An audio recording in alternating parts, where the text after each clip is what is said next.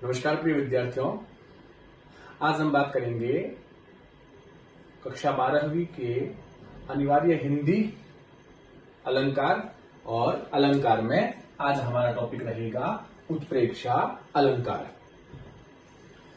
सबसे पहले उत्प्रेक्षा अलंकार को समझने के लिए भी हमें उपमेय और उपमान को समझना पड़ेगा। उपमेय और उपमान, जहां मैंने उपमा अलंकार में उपमेय की परिभाषा बताई थी कि जिसको उपमा दी जाती है या जिसके समान बताया जाता है। उपमान अलंकार के बारे में मैंने आप लोगों को बताया था जिसकी उपमा दी जाती है या जिसके समान बताया जाता है। रूपक अलंकार में मैंने आप लोगों को बताया था कि उपमेय का मतलब होता है जिसको रूप दिया जाता है या जिस पर भेद रहित आरोपण किया जाता है। उपमान के बारे में बताया था जिसका रूप दिया जाता है या जिसका भेद रहित आरोपण किया जाता है। उत्प्रेक्षा अलंकार में इन दोनों की परिभाषा में थोड़ा सा अंतर आ जाता है। उत्प्रेक्षा अलंकार में उपमेय का मतलब होता है जिसमें संभावना व्यक्त की जाती है। उत्प्रेक्षा अलंकार में उपमेय का मतलब होता है जिसमें संभावना व्यक्त की जाती है।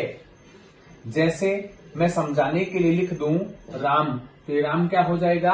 उपमेय। मतलब इस राम में क्या की जाएगी? संभावना व्यक्त की जाएगी। उपमान का मतलब होता है जिसकी संभावना व्यक्त की जाए। उपमान का मतलब हो जाएगा जिसकी संभावना व्यक्त की जाए। जैसे मैं समझाने के लिए लिख दूं शेर, तो ये शेर क्या हो जाएगा? उपमान। मतलब शेर की क्या की जाएगी? संभावना। किसमें? राम में। शेर की संभावना की जाएगी किसमें? राम में। तो हमारी परिभाषा क्या हो जाएगी? काव्य में जहां पर उपमेय में उपमान की संभावना व्यक्त कर दी जाती है। काव्य में जहां पर उपमेय में उपमान की संभावना व्यक्त कर दी जाती है वहां उत्प्रेक्षा अलंकार होता है। मतलब उपमेय में उपमान की संभावना, मतलब राम में शेर की संभावना। वाचक शब्द होते हैं इसके, ध्यान रखना है अपने को। कौन कौन से होते हैं ध्यान रखने हैं? जनु, जानो, मनु, मानो, जनहु, जानहु, मनहु, मानहु।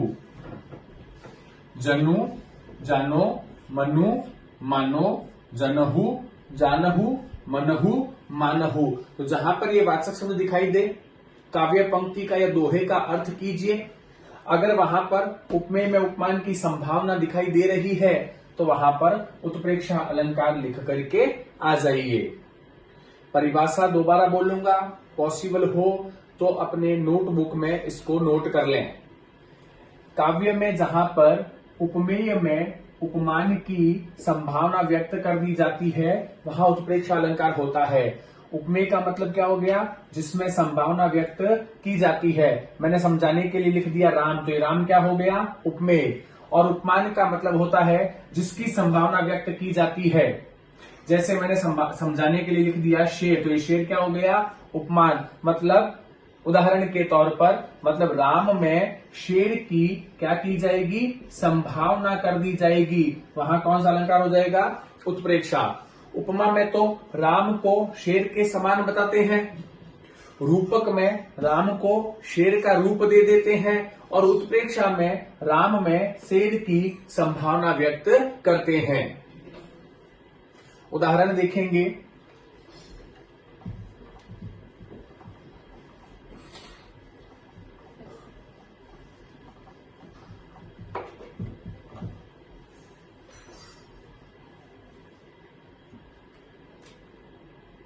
साधारण सा उदाहरण है, राम खड़े थे सभा में मानो केसरी हो। राम खड़े थे सभा में मानो केसरी हो। देखिए ये रहा वाचक शब्द, मानो वाचक शब्द आ गया। अब काव्य पंक्ति का अर्थ कर लीजिए और देख लीजिए किसमें किसकी संभावना व्यक्त की गई है, क्योंकि पेपर में क्वेश्चन आएगा कि कौन सा अलंकार है और क्यों है। तो क्यों का जवाब देने के लिए अपने को ये बताना पड़ेगा कि इसमें अगर उत्प्रेक्ष अलंकार है तो क्यों है, तो ये बताना पड़ेगा कि भाई इसमें इसकी संभावना व्यक्त की गई है। तो हम इस काव्य पंक्ति का अर्थ करेंगे, राम खड़े थे सभा में मानो केसरी हो। भगवान श्री राम सभा में इस प्रकार खड़े थे मानो क्या हो, शेर हो। तो किसमें किसकी संभावना कर दी, राम में किसकी संभावना कर दी, शेर की। तो ये राम क्या हो गया, उपमेय, और ये शेर केसरी क्या हो गया, उपमान। तो उपमेय में उपमान की संभावना व्यक्त कर दी गई है, ये वाचक शब्द। अब ये पेपर में काव्य पंक्ति आती है तो अपने को लिख के आना उत्प्रेक्ष अलंकार। क्यों लिख के आना है, क्योंकि इस काव्य पंक्ति में राम उपमेय में केसरी उपमान की संभावना व्यक्त कर दी गई है। एक दो उदाहरण और देखेंगे।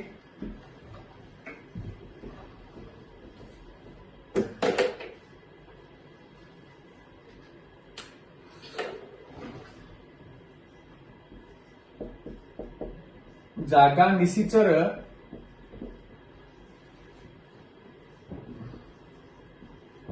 देखिए कैसा मानहु कालू देह धरी वैसा। गोस्वामी तुलसीदास जी कहते हैं कि जब रावण के द्वारा अनेक प्रकार के प्रयत्न करने के बाद जब वह निशिचर, निशिचर का मतलब होता है राक्षस, जब वह राक्षस जागा मतलब जाग गया, तो वह कैसा दिखाई दे रहा था, मानो साक्षात काल ने ही क्या कर रखा हो, वैसा शरीर धारण कर रखा हो। जब रावण ने कुंभकर्ण को जगाने के लिए अनेक प्रकार के प्रयत्न किए, तो अनेक प्रकार के प्रयत्न करने के बाद जब वह राक्षस कौन, कुंभकर्ण क्या हो गया, जाग गया, तो कैसा दिखाई दे रहा था, मानो साक्षात काल ने ही वैसा शरीर धारण कर रखा हो। अब ये रहा वाचक शब्द, किसमें किसकी संभावना कर दी, उस निशिचर में, उस राक्षस में, उस कुंभकर्ण में किसकी संभावना कर दी, काल की, यमराज की, मौत की क्या कर दी गई है, संभावना। तो ये निशिचर क्या हो गया, उपमेय, और ये कालू, कालू मतलब काल, मौत, यमराज, ये क्या हो गया, उपमान। तो उपमेय में उपमान की संभावना व्यक्त कर दी गई है। कौन सा अलंकार हो गया, उत्प्रेक्षा अलंकार। एक उदाहरण और देखेंगे।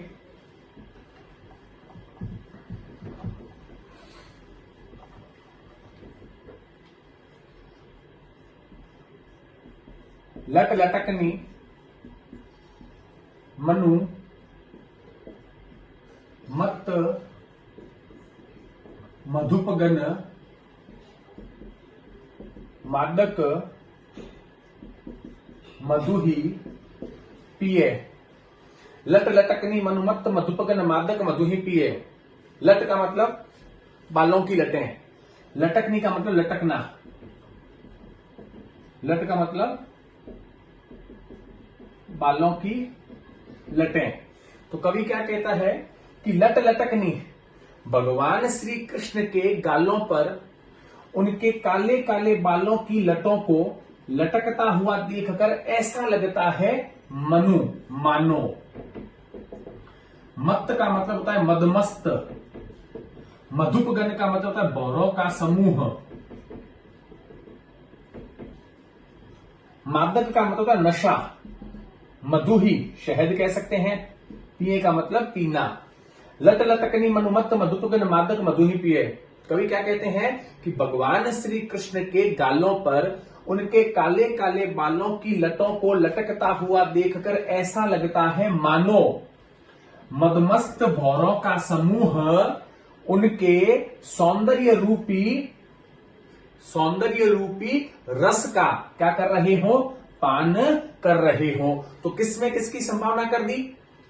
भगवान श्री कृष्ण के गालों पर लटकने वाली काली काली लटों पर किसकी संभावना कर दी? भौरों के समूह की।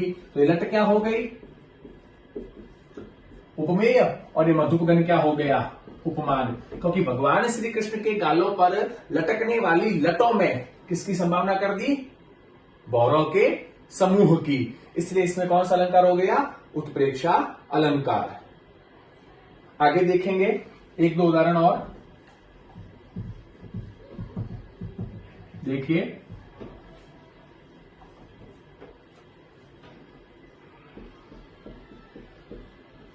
सोहत ओढ़े पीतपट श्याम सलोने गात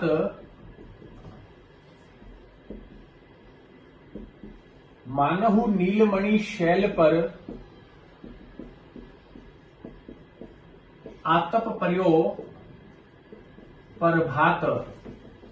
ये हमारी सृजनी की पुस्तक के पद्य भाग बिहारी का दोहा है।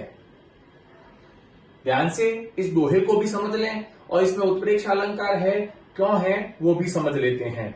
सोहत का मतलब है सुशोभित होना।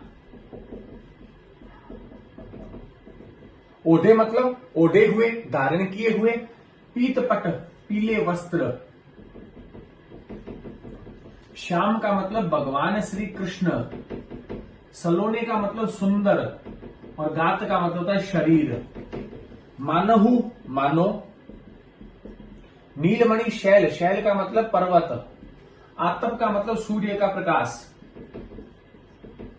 पर्यो प्रभात। ध्यान से समझे इसको।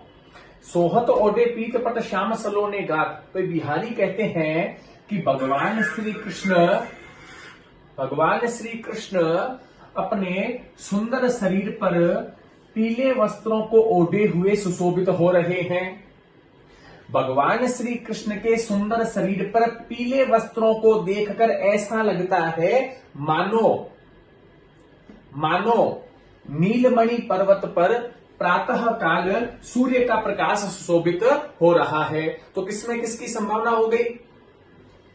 भगवान श्री कृष्ण के सुंदर शरीर पर किसकी संभावना कर दी? नीलमणि पर्वत की। देखिए ध्यान से सुनिएगा, क्यों है ये कारण बताना है अपने को। तो क्यों है इसमें उत्प्रेक्षा अलंकार? क्योंकि भगवान श्री कृष्ण के सुंदर शरीर पर किसकी संभावना कर दी? नीलमणि पर्वत की। और भगवान श्री कृष्ण के सुंदर शरीर पर जो क्या है? पीले वस्त्र। और नीलमणि पर्वत पर क्या है? सूर्य का प्रकाश। तो भगवान श्री कृष्ण के शरीर पर जो पीले वस्त्र हैं, उन पीले वस्त्रों में किसकी संभावना कर दी? सूर्य के प्रकाश की। तो भगवान श्री कृष्ण का सुंदर शरीर क्या हो गया? उपमेय। नीलमणि पर्वत क्या हो गया? उपमान। पीले वस्त्र क्या हो गए? उपमेय। और सूर्य का प्रकाश क्या हो गया? उपमान। तो भगवान श्री कृष्ण के सुंदर शरीर पर नीलमणि पर्वत की, और भगवान श्री कृष्ण के सुंदर शरीर पर जो पीले वस्त्र हैं, उन पर किसकी? सूर्य के प्रकाश की क्या कर दी गई है? संभावना। इसलिए कौन सा अलंकार हो गया? उत्प्रेक्षा अलंकार। एक उदाहरण और देखेंगे।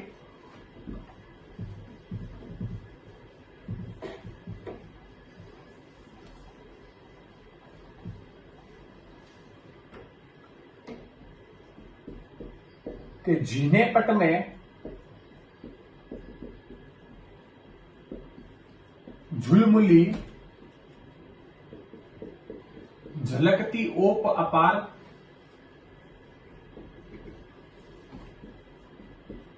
सुरतरु की मनु सिंधु में लसती सपल्लव डार।